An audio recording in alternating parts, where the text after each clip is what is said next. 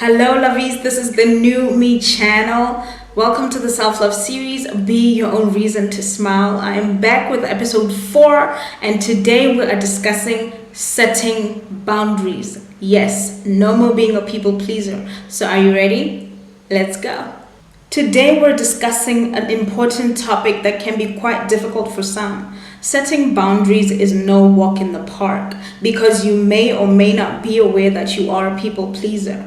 You may sometimes say yes to things you have no interest in, things you can't afford or even want to do because you don't want to hurt somebody's feelings. You don't want to seem rude and you don't want to seem disrespectful.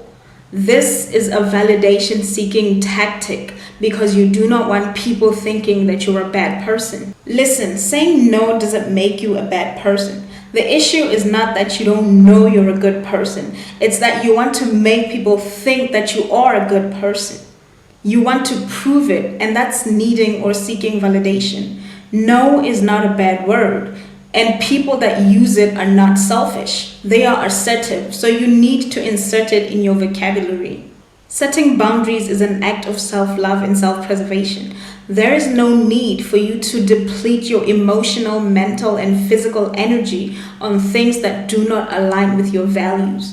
The best part about setting boundaries is that it frees up your time, your energy, and your money for things that actually matter to you. Number 2 is you have a hard time saying no to people. And if and when you do say no, you always feel guilty. And you may even try to make it up to the person for not being able to do what you were asked. Number 3 is you need people to like you. In my opinion, this is pointless because generally people don't care and are focused on their own lives.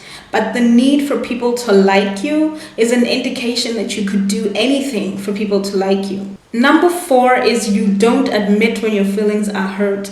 If you allow people to walk all over you and hurt your feelings and you don't tell them, you definitely have some boundary issues.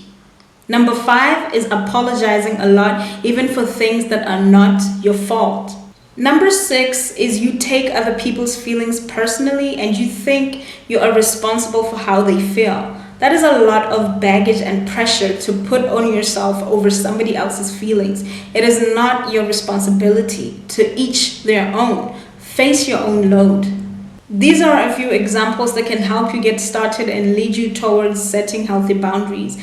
Do take a moment and think about what I said and try to figure out which one applies to you. If, however, you do not think yourself to be a people pleaser, the tips I'm about to share with you will help you solidify your ground and make you somewhat immune to people pleasing. Number 1 is to clarify your values and priorities. Listen, it is very important to be clear on your values and priorities. Write them down if you need to. This is the number 1 thing to do because whenever you're faced with a dilemma or a decision, you can always run it by your values and priorities. And if it does not mirror them, it is a straightforward no and you keep moving. Number 2 is to be more firm. I'm sure we've all had our fair share of gullibility and there's that one person you could never say no to. But it's sad because sometimes people do take advantage. So if it does not benefit you in any way, drop it. Don't get talked into and out of things all willy-nilly. Stand your ground on what you will or will not tolerate or accept. There's no need to be unkind. You can just assertively make your stand known and leave it at that. Number 3 is listen to your gut. This one is straightforward. Your gut feeling is your internal GPS, your survival instinct, if you will, and it is always right. People that ignore it usually regret it, so don't be that person. Your intuition, trust it. Number 4 is check in with your feelings. You want to spend time doing things that make you happy and bring you joy. So when you're faced with a decision, check in with your feelings. If that thing gives you anxiety or worry or meh vibes, then don't do it. Number 5 is to practice saying no thank you. This one is difficult for a lot of people, or maybe it's just me. A lot of the time we feel like we need to give reasons or excuses as to why we're saying no, but we don't. This is why it's a request or a question. The decision is up to you. You do not need to explain yourself. Number 6 is communicate your feelings. If people say or do things to hurt your feelings, communicate.